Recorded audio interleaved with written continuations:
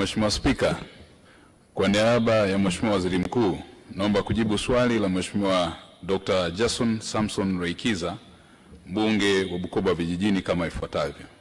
Mheshimiwa Spika, serikali imekuwa ikitekeleza mkakati mbalimbali ili kutatua tatizo la ajira kwa vijana.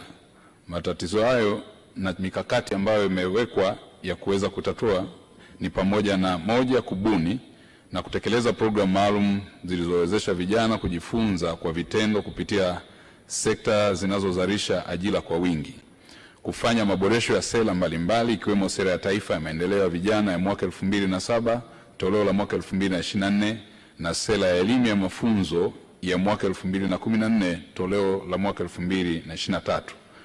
Tatu, kuwezesha vijana kupitia ujenzi wa miundombinu ya miradi ya kimkakati inayochochea uchumi.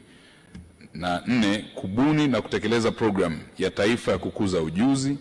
5, kutoa mikopo yenye masharti nafuu kwa vijana kupitia mapato ya ndani ya halmashauri na mfuko wa maendeleo ya vijana. Na 6, kuboresha sheria ya ununuzi wa umma sura namba 410.